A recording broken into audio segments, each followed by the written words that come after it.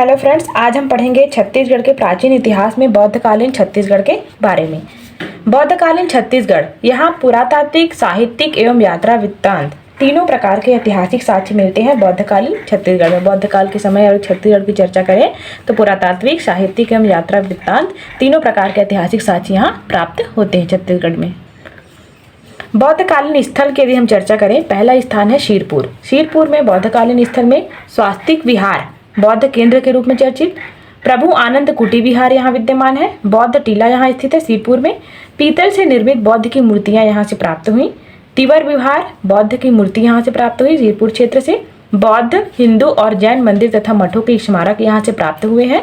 प्रति वर्ष बौद्ध सम्मेलन का आयोजन जो है शीरपुर में किया जाता है।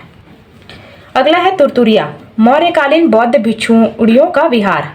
तुरतुरिया वाल्मीकि ऋषि आश्रम जो हमने देखा था, वही स्थान से जो है बौद्धकालीन छत्तीसगढ़ ऐतिहासिक प्रमाण भी मिलते हैं। तुरतुरिया से मौर्यकालीन बौद्ध भिक्षुणियों का विहार है।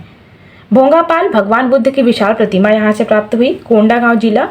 चैत्य मंदिर टीला डोकरा बाबा टीला के नाम से भी जाना जाता है। चैत्य मंदिर टीला का अन्य नाम डोकरा बाबा टीला है। सप्तमात्रिका टीला रानी टीला के नाम से भी जाना जाता है। बौद्धकालीन स्थल में मैनपाट चर्चित स्थल, बौद्ध मंदिर यहाँ विद्यमान है। मल्हार में बौद्ध मूर्तियां प्राप्त हुई। अर्थात मूल रूप से बौद्धकालीन स्थल में शीरपुर, तुरतुरिया, भोंगापाल, मैनपाट, मल्हार जैसे स्थान चर्चित स्थानों में सूचीबद्ध है छत्तीसगढ़ के ऐतिहासिक प्रमाण में। अगला है डोंगरगढ़। प्रज्ञागिरी की पहाड़ी में गौतम बुद्ध की ऊंची प्रतिमा यहाँ विद्यमान है। प्रतिवर्ष अंतर्राष्ट्रीय बौद्ध सम्मेलन का आयोजन 6 फरवरी में प्रतिवर्ष जो है यहाँ अंतर्राष्ट्रीय बौद्ध सम्मेलन आयोजन किया जाता है डोंगरगढ़। बौद्धकालीन स्थलों की सूची में शब्दबंद है। मैनपाट में स्थित बौद्ध वास्तुकला पर आधारित बौद्ध मंदिर हमने देखा।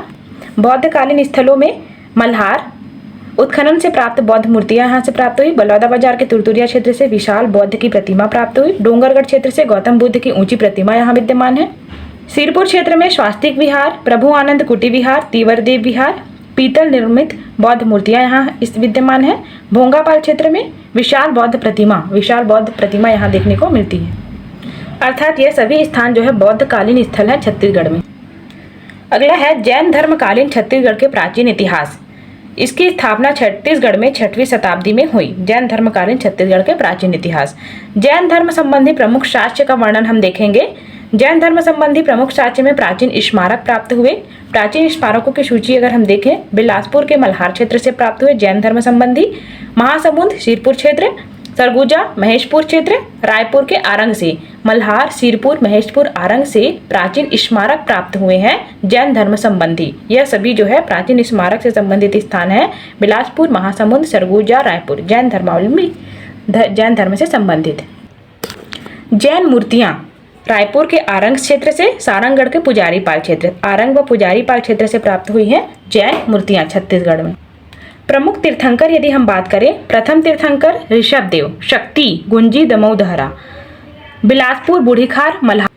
अगला 5वें सुमतिनाथ, रायपुर आरंग क्षेत्र। 16वें शांतिनाथ, 16वें तीर्थंकर जो है बस्तर क्षेत्र, भाटागुड़ा क्षेत्र।